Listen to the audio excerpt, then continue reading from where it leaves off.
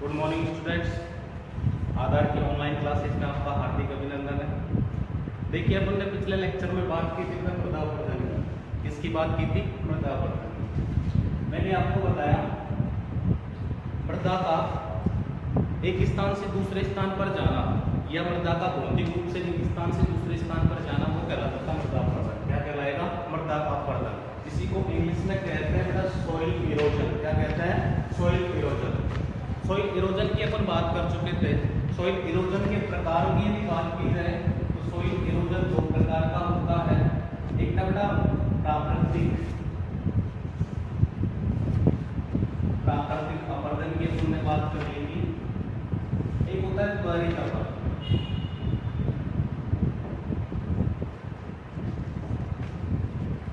देखिए दो प्रकार से होता है अपरदन। एक होता है प्राकृतिक अपरदन और एक होता है त्वरित अपरदन। प्राकृतिक अपरदन की अपन ने बात की थी, जो अपने आप अपरदन की जो क्रिया होती है जिसमें मनुष्य का किसी प्रकार का कोई भी रोल नहीं होता है, वो कहलाता था प्राकृतिक अपरदन। क्या कहलाएगा? प्राकृतिक अपरदन। त्वरित अपरदन की यदि अपन बात करें तो त्वरित अपरदन मनुष्य के क्रियाकलापों के द्वारा जो अपरदन की क्रिया होती है उसको कहते हैं त्वरित अपरदन। क्या कहते हैं? त्वरित अपरदन। देखिए, त्वरित अपरदन ये दोनों की बात कर चुके थे। उसके बाद अपन बात कर रहे थे बेटा शक्तियां।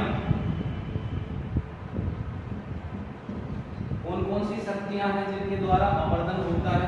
तो दो प्रकार की शक्ति थी बेटा, एक थी जल और एक था वायु। देखो, जल के द्वारा जो अपरदन की क्रिया होती है उस अपरदन की क्रिया को कहते हैं बेटा जल अपरदन। क्या कहते हैं? जल अपरदन। वाटर इरोजन कहते हैं।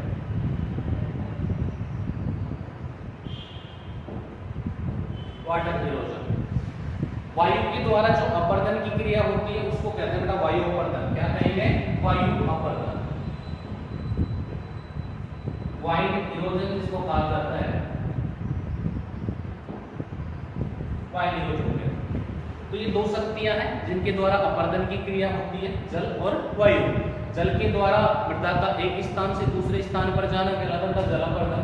वायु के द्वारा मृदा का एक स्थान से दूसरे स्थान पर स्थानांतरित होना या जाना कहलाएगा वायु अपरदन। तो ये दो शक्तियां थी जिनके द्वारा अपरदन होता है। उसके बाद अपन बात कर चुके थे बेटा जल अपरदन की। इसकी बात की थी जल अपरदन की। देखिए,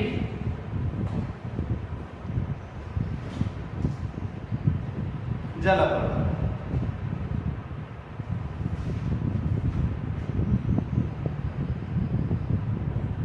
बार बेटा मत बोल।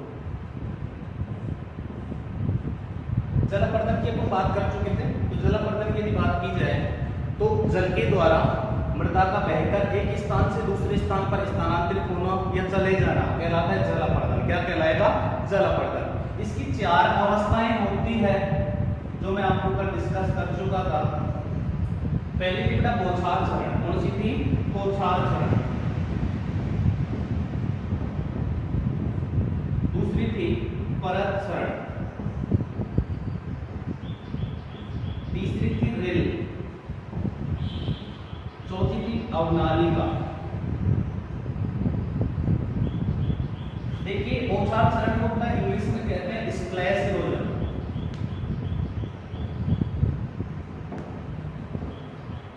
परत चरण को इंग्लिश में कहते हैं सीट इरोजन।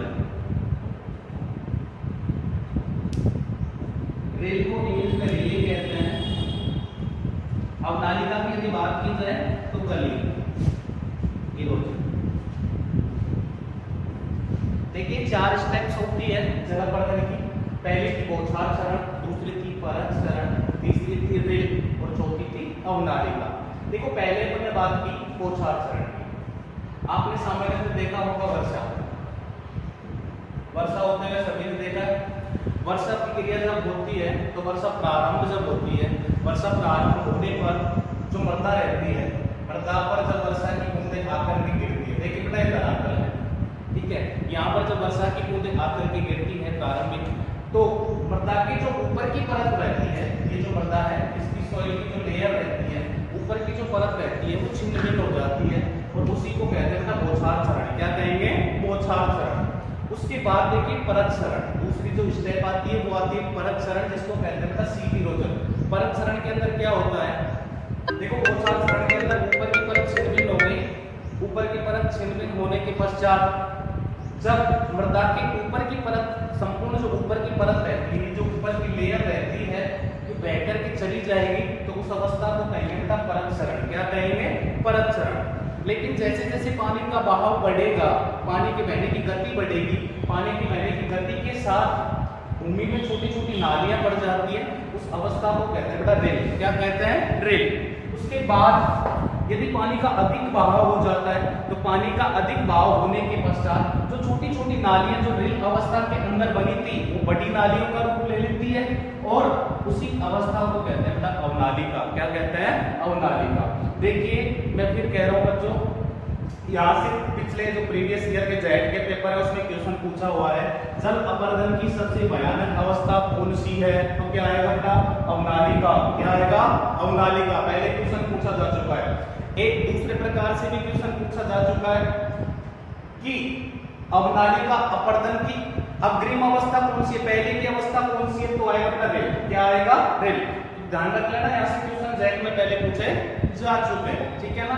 तो ये 4 स्टेप्स होती है जल अपरदन की। पहला था गोचार क्षरण, दूसरी थी परत क्षरण, तीसरा था रेल, और चौथी थी अवनालिका। ये क्वेश्चन जेड में पूछा हुआ है, भैया ध्यान रख लेना, जल अपरदन की सबसे भयानक अवस्था कौन सी है? अवनालिका। कौन सी है? अवनालिका। ठीक है। हाँ देखिए बच्चों, अपन जल अपरदन की बात कर चुके थे। उसके बाद मैंने नेक्स्ट टॉपिक जो आप लोगों को पढ़ाया था वो था जल क्षरण को प्रभावित करने वाले कारक। जल क्षरण को प्रभावित करने वाले कौन कौन से कारक हैं? देखिए जो पहला है जलवायु, क्लाइमेट। देखिए बेटा, किसी स्थान विशेष की जिस प्रकार की जलवायु होगी वहाँ अपरदन उसी प्रकार का होगा। मैंने जैसे बताया, मान लीजिए कहीं की जलवायु है आर्द्र, जैसे बेटा आर्द्र जलवायु है ना, अधिक वर्षा होगी। कैसी हो रही है? अधिक वर्षा होगी, अधिक वर्षा होगी।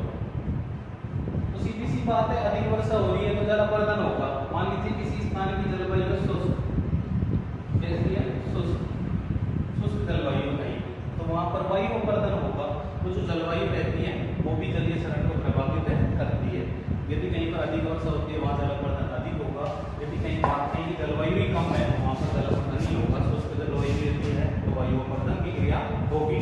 नेक्स्ट जो कारक था वो था मृदा गुण, सॉइल प्रॉपर्टी। देखिए था मैंने आपको जब 11th में मृदा वाला चैप्टर पढ़ाया था तब मैंने आपको 2-3 टॉपिक पढ़ाए थे। एक पढ़ाया था मृदा कणांक, एक बताया था मृदा संरचना।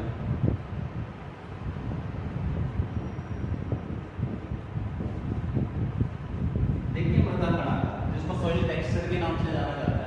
मृदा के कणों का आकार क्या कहलाता है? मृदा कणाकार। क्या कहलाएगा? मृदा कणाकार।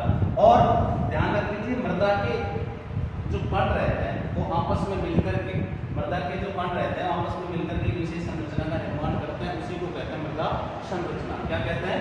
मृदा संरचना। और ये जो मृदा के कणों का आकार रहता है, आकार के आधार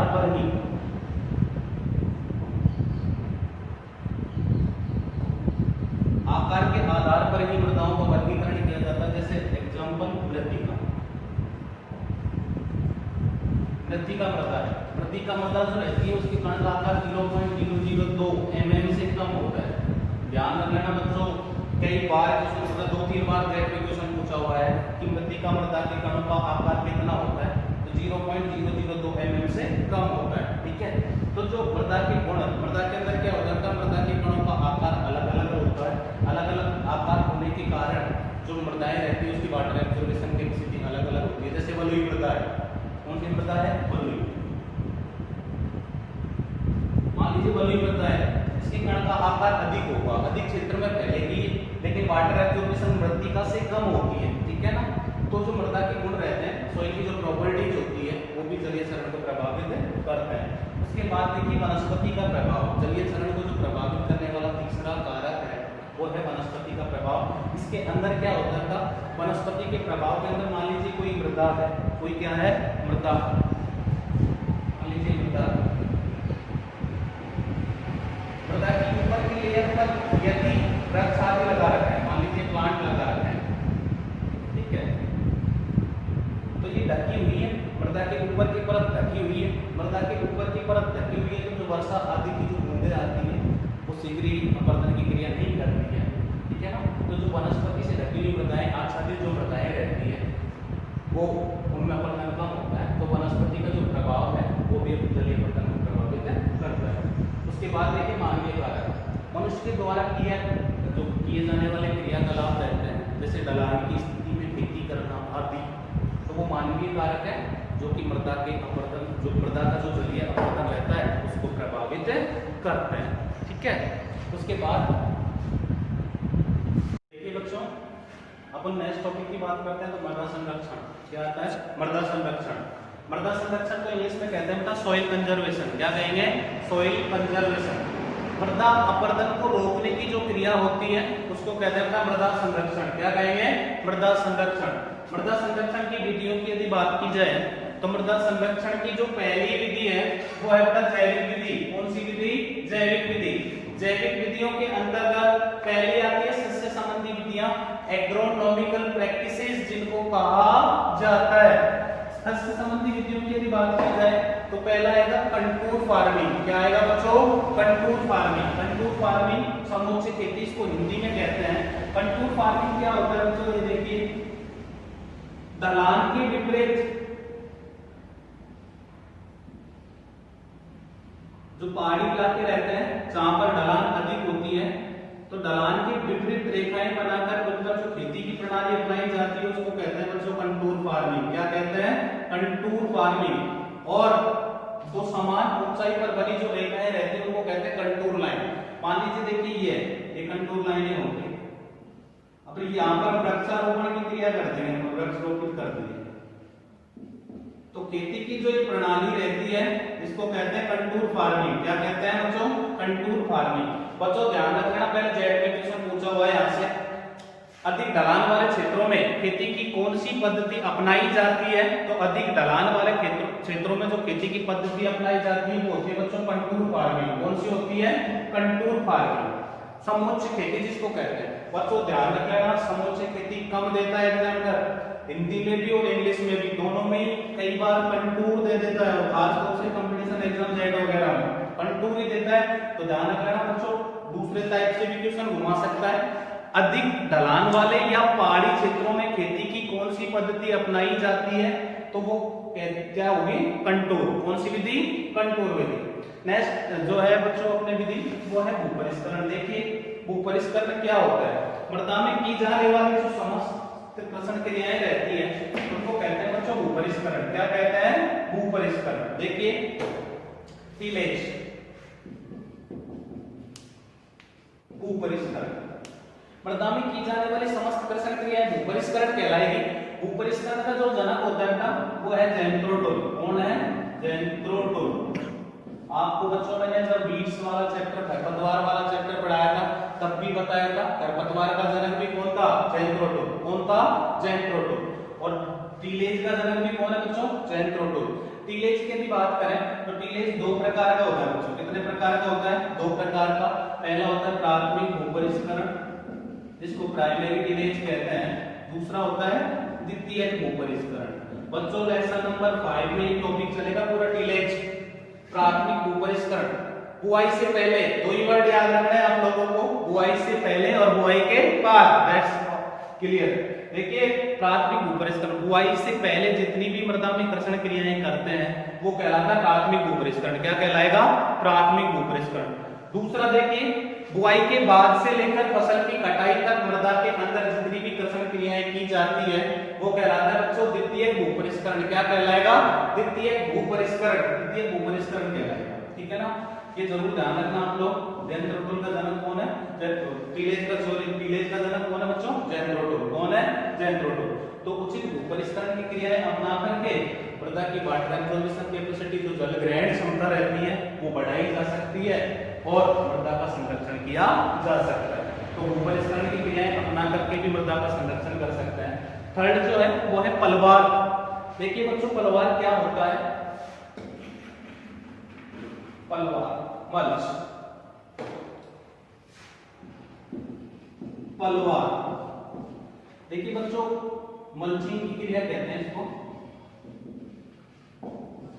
मान लीजिए मृदा है, क्या है बच्चों? मृदा, ये सॉइल। मृदा की ऊपर की परत को, मृदा की ऊपर की परत को फसल अवशेष,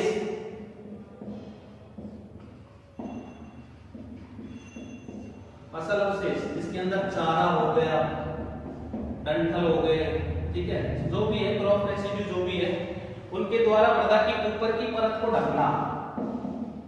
मृदा की ऊपर की परत को ढकने की जो क्रिया होती है वही कहलाती है मल्चिंग या पलवार। पलवार की क्रिया ध्यान रखना क्यों कर रहे हैं? पलवार की क्रिया मृदा संरक्षण को रोकने के लिए करते हैं, लेकिन एक और क्वेश्चन प्रकट होता है यहाँ से, पलवार, पलवार का जो यूज किया जाता है वो नमी संरक्षण में भी करते हैं बच्चों। नमी संरक्षण, मॉइस्चर कंजर्वेशन के अंदर, नमी संरक्षण के अंदर भी पलवार का उपयोग करते हैं। क्या होता है कि भूमि के ऊपर की जो परत रहती है मृदा की, उसको फसल अवशेष आदि के द्वारा ढक दिया जाता है, जिससे सूर्य से आने वाली जो रेडिएशन किरणें रहती है वो धरातल पर आकर नहीं गिरती है, उन फसल के अवशेष आदि के द्वारा रोक दी जाती है, जिसके कारण जल वाष्प बन करके कम उड़ता है। जल वाष्प बन करके कम उड़ता है तो मृदा में लंबे समय तक नमी बनी रहती है। तो बच्चों ये भी ध्यान रख लेना, नमी संरक्षण के लिए कौन सी क्रिया अपनाते हैं? मल्चिंग, पलवार। कौन सी क्रिया अपनाते हैं? पलवार। तो पलवार की क्रिया का ध्यान रख लेना बच्चों, नमी संरक्षण में भी यूज करते हैं और मृदा संरक्षण में भी इसका यूज किया जाता है। उसके बाद नेक्स्ट टॉपिक आता है फसल चक्र। क्या आता है बच्चों? फसल चक्र। देखिए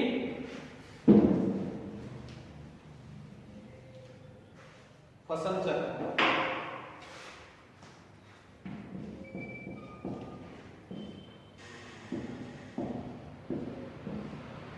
क्रॉप रोटेशन, भूमि के एक ही टुकड़े पर, भूमि के एक ही टुकड़े पर बदल बदल कर जो फसलें बोने की क्रिया रहती है वो कहलाता है बच्चों फसल चक्र। क्या कहलाता है? फसल चक्र। तो उचित फसल चक्र अपना करके भी मृदा का संरक्षण किया जा सकता है। लेसन नंबर 5 के अंदर आपके चलेगा टॉपिक पर पर्सनल फसल चक्र। कौन सा चलेगा? फसल चक्र। तो भूमि के एक ही टुकड़े पर बदल बदल कर फसलें बोना क्या कहलाएगा बच्चों? फसल चक्र। लेसन 5 में आपके फसल चक्र चलेगा, इसके अंतर्गत फसल चक्र के सिद्धांत चलेंगे, फसल चक्र को कैसे अपनाया जाता है, एक वर्षीय फसल चक्र कौन सा होता है, उसमें कौन कौन सी फसलों को उगाया जाता है, तो वो सारा है फसल चक्र के अंदर। फसल चक्र को कैसे अपनाते हैं देखिए, फसल चक्र के द्वारा कैसे कम किया जा सकता है, मृदा संरक्षण को कैसे किया जा सकता है। तो देखिए फसल चक्र, दलहनी, दलहनी या मृदा आरक्षण, दलहनी या मृदा आरक्षण जो फसलें रहती है, मृदा आरक्षण, मृदा को ढकने वाली जो फसलें रहती है उनको अधिक उगाया जाता है और उनके द्वारा मृदा का संरक्षण किया जा सकता है। तो उचित फसल चक्र अपना करके भी मृदा का संरक्षण किया जा सकता है। उसके बाद नेक्स्ट देखिए बच्चों, पट्टियों में फसल बोना।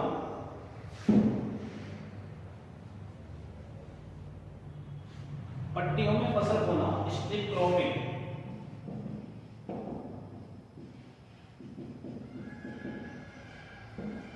Strip cropping. देखिए मान लीजिए ये अपना खेत है बच्चों, ये अपना खेत है, तो इसके अंदर क्या करता है देखो बच्चों, इस प्रकार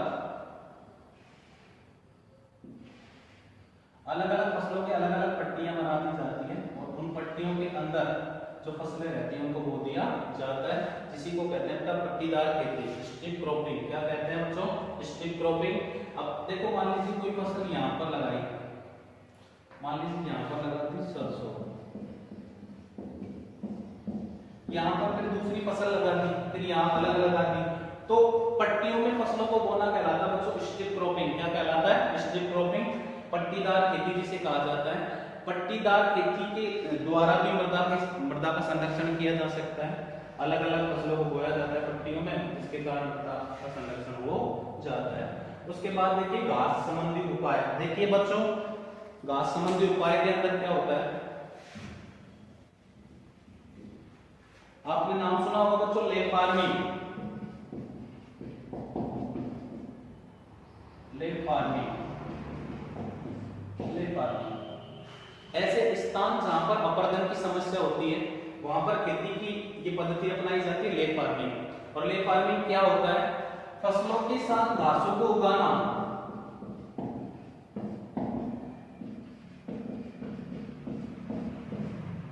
फसलों के साथ घासों को उगाना कहलाता है ले फार्मिंग। क्या कहलाएगा?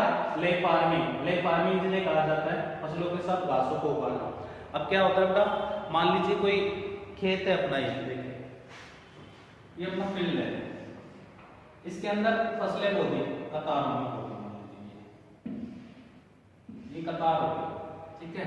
अब इनके मध्य में रिक्त स्थान बचेगा, एक कतार से दूसरी कतार के मध्य में, तो जो रिक्त स्थान रहते हैं उन पर घासों को उगा दिया जाता है और ये जो घासें रहती है ये भूमि को ढक देती है और मृदा का संरक्षण हो जाता है। तो लेक फार्मिंग क्रिया अपना करके भी मृदा का संरक्षण किया जा सकता है।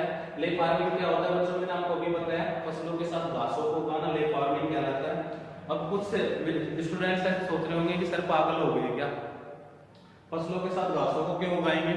बेटा जहां पर मृदा अपरदन की समस्या होती है वहां पर मृदा को ढकने के लिए, मृदा को संरक्षित करने के लिए फसलों के साथ जो रिक्त स्थान रहते हैं उन पर घासों को उगा दिया जाता है, जिसके कारण मृदा का अपरदन कम हो जाता है। देखिए दो चीज और है बच्चों, एक होता है मिक्स्ड क्रॉपिंग और एक होता है बच्चों मिक्स्ड फार्मिंग।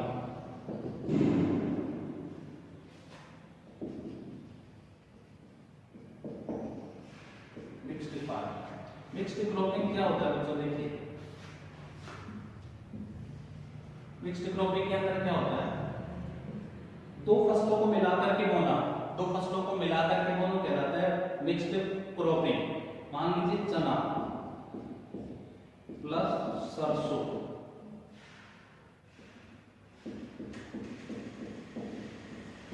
तो दो फसलों को मिलाकर के बोना कहलाता है बच्चों मिक्स्ड क्रॉपिंग। क्या कहलाएगा? Mixed cropping. मिक्स्ड फार्मिंग क्या होता है, देखिए बच्चों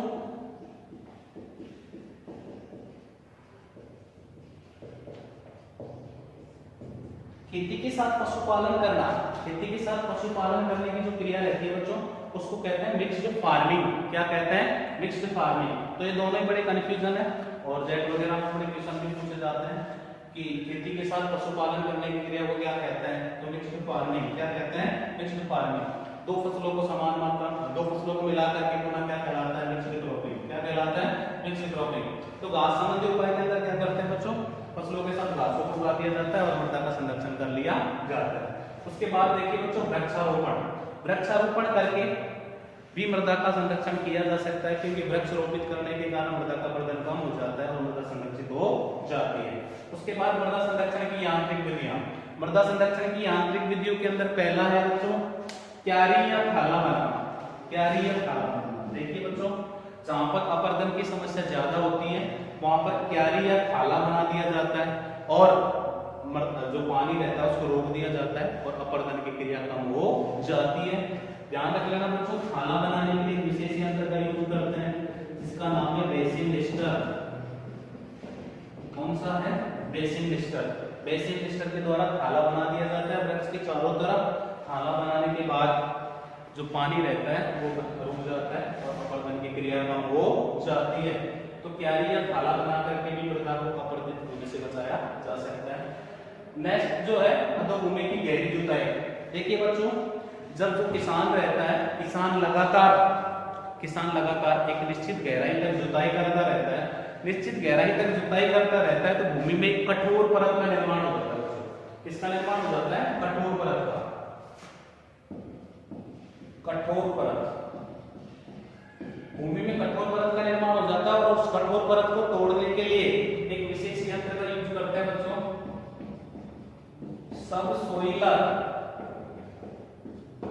सबसोइलर नामक यंत्र का यूज करते हैं। और इस सबसोइलर के द्वारा जो मृदा के अंदर बनी कठोर परत रहती है उसको तोड़ दिया जाता है। कठोर परत को तोड़ने के बाद जो मृदा रहती है उसकी वाटर एब्जॉर्प्शन कैपेसिटी, जल ग्रहण क्षमता है वो बढ़ जाती है, जिसके कारण भी मृदा का संरक्षण हो जाता है। तो अधोभूमि की गहरी जुताई करके भी मृदा का संरक्षण किया जाता है। उसके बाद नेक्स्ट देखिए बच्चों कंटूर टेरेस बनाना। इस विधि के अंदर ढलान वाले जो क्षेत्र रहते हैं, ढलान वाले क्षेत्रों की दिशा में चबूतरेनुमा खेती की पद्धति अपनाई जाती है। चबूतरे बना दिए जाते हैं और उन पर खेती की क्रिया की जाती है, तो उसको कहते हैं कंटूर टेरेस। क्या कहते हैं? Contour terrace. और कंटूर टेरेस की क्रिया अपना करके भी मृदा का संरक्षण किया जा सकता है। उसके बाद देखिए बच्चों, कंटूर खाई बनाना। इस विधि के अंदर क्या था, मैंने आपको अभी कंटूर फार्मिंग बताया था। कंटूर फार्मिंग के अंदर जो वृक्षारोपण की क्रिया की जाती है, तो उनके पास में ही एक कंटूर खाई बना दी जाती, नाली बना दी जाती है, 60 सेंटीमीटर चौड़ी और 30 सेंटीमीटर गहरी, और उसके द्वारा जो अतिरिक्त जल रहता है वो बाहर निकल जाता है और मृदा का संरक्षण हो जाता है। ठीक है बच्चों, थैंक यू।